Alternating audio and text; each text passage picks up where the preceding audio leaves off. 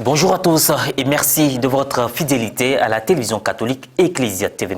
Les festivités marquant le jubilé des 35 ans d'existence du mouvement des jeunes au service de l'autel du diocèse de Grand Bassam se sont achevées le samedi 6 mai dernier à la paroisse Saint-Esprit de Moquéville avec la cérémonie de promesse de 470 Samuel autour du thème « Servant dans l'unité et l'allégresse, rendons grâce à Dieu pour les 35 ans de fidélité accordés au MJSA ». À suivre également dans cette session d'information, la consécration de la nouvelle église Saint-Esprit du lac Sounouko le dimanche 7 mai dernier par l'ordinaire du lieu, Monseigneur Jean-Jacques Kofi Oua Kofi, en présence de nombreux prêtres, des religieuses et des fidèles laïcs. Le samedi 13 mai 2023, mémoire de Notre-Dame de Fatima, sa sainteté, le pape François a nommé évêque du diocèse de Katiola le révérend père Honoré Begré Dakba du clergé diocésain de Gagnoua. Né le 30 juillet 1969 à Grand-Laou et ordonné prêtre le 20 décembre 1998, le révérend père Honoré Begré Dakba, nouvel évêque du diocèse de Katiola, est depuis 2010 professeur permanent à l'Institut catholique de l'UKAO-UUA et assure depuis 2020 le secrétariat général de la dite université.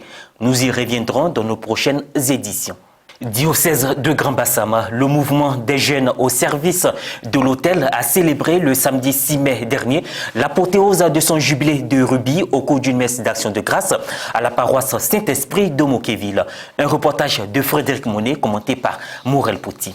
La paroisse Saint-Esprit de Moquéville a abrité le samedi 6 mai dernier la messe de clôture des festivités des 35 ans du mouvement des jeunes au service de l'autel du diocèse de Grand Bassam, MJSA Grand Bassam. 1988-2023, cela fait 35 ans que le mouvement des jeunes au service de l'autel se met au service de Dieu et des hommes, au service de l'autel et au service de la pastorale des vocations. Vêtus de leurs t-shirts, polo, chemise faite à l'effigie de ce jubilé de rubis, prêtres, séminaristes, responsables, servants et fidèles laïcs ont vécu ce jour de grâce dans la ferveur et l'allégresse. La célébration eucharistique a été présidée par le révérend père Jean Bonzo-Kouassi, vicaire général du diocèse de Grand Bassam, représentant l'ordinaire du lieu, Monseigneur Raymond Aoua. Dans son exhortation, le révérend père Jean Bonzo-Kouassi, ancien membre du MJSA, a rendu grâce à Dieu pour les pionniers ayant tracé les sillons de l'éveil des vocations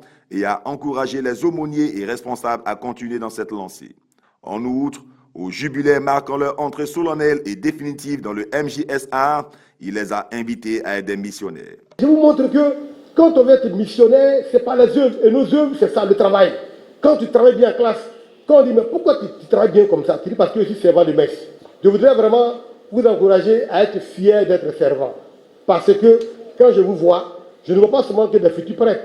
Je vois des médecins, je vois des ingénieurs, je vois des pilotes, je vois des pères de famille. Tout ça, c'est ça qui fait la beauté des servants d'hôtel. Que Dieu vous bénisse. Amen.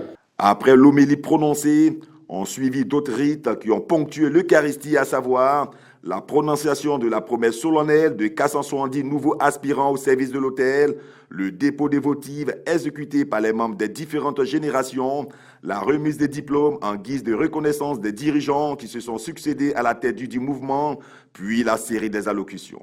Au thème de la messe, le père Henri-Joël Begré, aumônier diocésain du mouvement des jeunes au service de l'autel du diocèse de Grand Bassam, MJSA, a rendu hommage aux anciens responsables diocésains, mais surtout au frère Jean-Luc Picot, premier aumônier diocésain du dit mouvement, et à Monseigneur Feu Joseph Akichi de vénérée mémoire, tous deux fondateurs du MJSA. Découverte de l'histoire du mouvement, retrouvailles des anciens, activités culturelles étaient aussi au rendez-vous. J'ai attendu pendant plusieurs années.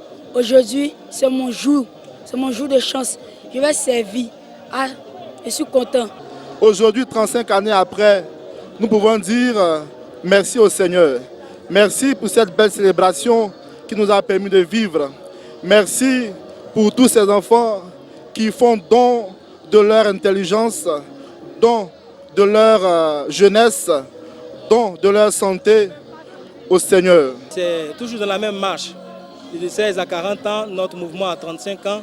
Nous nous inscrivons maintenant dans une réalité qui doit nous pousser à faire grandir toutes nos institutions et donc particulièrement ce mouvement. C'est une joie pour tout un chacun de pouvoir encore réitérer notre engagement envers le Christ.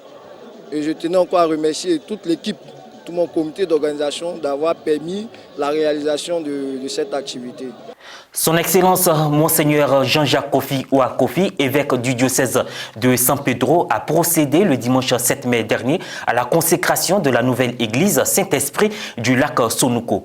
Créée en 2003, les fidèles laïcs ont vécu cette cérémonie dans le recueillement et la joie. Un reportage de Pierre Richemont commenté par Marie Abissier.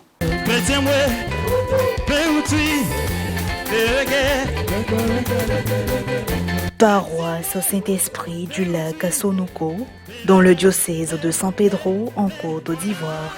Le dimanche 7 mai dernier restera un jour mémorable pour les paroissiens. Après plusieurs années de construction, la nouvelle église a été consacrée par l'ordinaire du lieu, Monseigneur Jean-Jacques Kofi Ouakofi, en présence de nombreux prêtres, des religieuses venues de tout horizon, sans oublier les autorités administratives et la forte participation des paroissiens, vêtus d'uniformes pour la circonstance.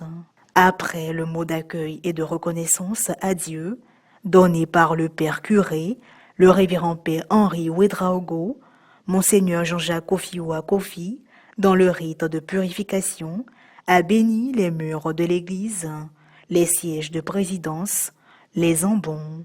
Prenant la parole, le prélat a salué les efforts consentis de toute la communauté pour cette œuvre. J'aimerais ici et maintenant remercier le berger, le pasteur propre de la paroisse, le PDG, hors grade, premier choix qui a su réunir vos forces et vos dons. Après l'exhortation, l'évêque du diocèse de San Pedro a procédé au rite de consécration de l'église, l'autel. L'Esprit de Dieu a rempli tout l'univers. Alléluia. Les murs de l'église. L'Esprit de Dieu remplit le ciel et la terre. Le tabernacle.